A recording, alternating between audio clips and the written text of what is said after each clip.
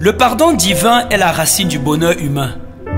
Tant que tu ne traites pas la question du péché dans ta vie, tu ne pourras pas être heureux. Ni l'argent, ni la célébrité ne pourront te combler. Amen.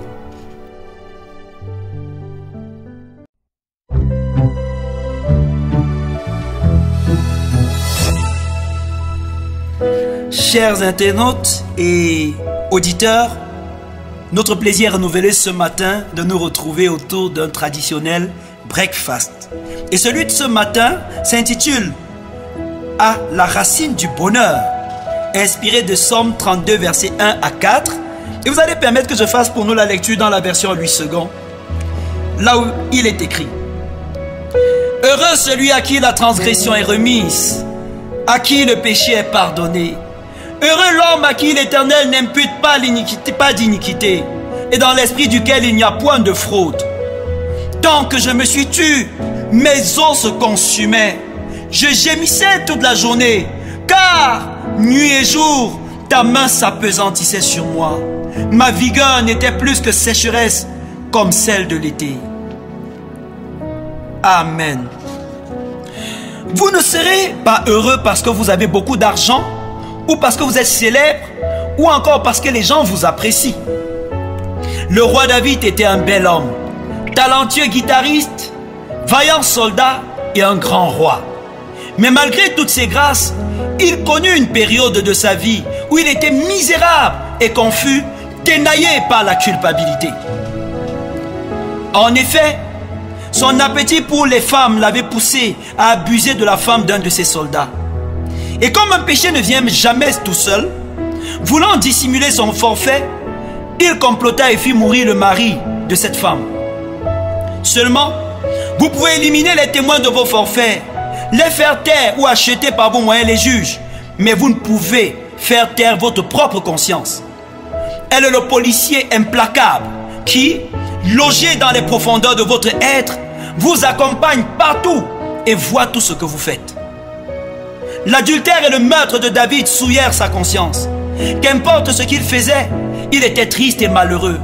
Tous les jours, il se sentait coupable. Il pouvait jouer les fiers rois en public, mais il savait à l'intérieur de lui qu'il était un véritable mécréant. Qu'en est-il de vous? Avez-vous déjà traité la question du mal que vous avez fait à vous-même et aux autres? Votre ego peut vouloir minimiser votre action en appelant petit péché ce que vous avez fait. Mais attention, un seul péché, qu'importe la taille qu'il a à vos yeux, est suffisant pour alerter votre conscience et vous arracher la paix. Qu'importe ce que vous possédez ou comment les gens vous considèrent, vous ne serez jamais heureux tant que vous n'avez pas traité la question du péché. Le roi David ne connut la paix véritable que le jour où il décida d'avouer à Dieu ses fautes et de recevoir le pardon divin. Dieu vous a déjà pardonné vos fautes, mais ce pardon n'aura pas d'effet tant que vous resterez éloigné de Dieu. Voici, celui qui a acquis le pardon pour vous est aussi le chemin pour retourner à Dieu. Il s'appelle Jésus. Tournez-vous vers lui en rappelant son sacrifice pour vous. Avouez-lui vos erreurs. Il n'y a pas de faute humaine que Jésus ne puisse purifier. Ouvrez-lui votre cœur et recevez son pardon.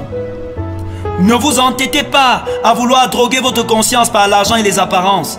Traitez la question du péché en profondeur. Si vous voulez être heureux, allez à la croix. Amen.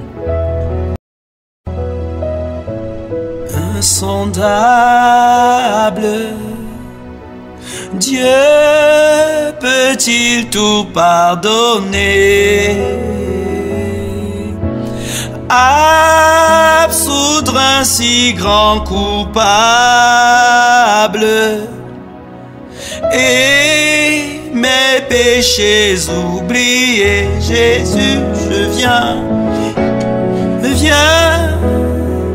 je viens à toi, tel que je suis, je viens à toi. Jésus, je viens à toi, tel que je suis. Prends-moi, est-ce que tu peux te repentir de tout péché conscient que tu as commis et qui jusqu'ici est en train de perturber ta conscience? Demande au Saint-Esprit de te rappeler tout péché qui n'a pas été traité et qui s'est dissimulé pour polluer silencieusement votre âme. Ne cherchez pas à vous justifier ce matin. Avouez vos fautes telles que vous les avez commises. Celui qui avoue ses péchés et les délaisse obtient la miséricorde. Ce matin, mettez fin à tout engrenage de péché dans votre vie. Dites à Dieu: Seigneur, je refuse de continuer dans cette voie. Je refuse de continuer à souiller ma conscience en marchant dans tes voies qui te déshonorent. Et pendant que vous y êtes, je prie au nom de Jésus que Dieu vous guérisse de toute culpabilité.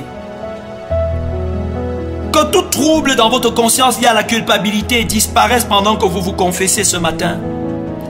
Que toute maladie liée au péché dans votre vie guérisse maintenant au nom de Jésus. Ça peut être un chlamydia que vous avez attrapé pendant un acte d'adultère. Je prie que Dieu vous guérisse maintenant. Ça peut être une attaque dont vous êtes victime parce qu'un méchant s'est vengé de vous mystiquement.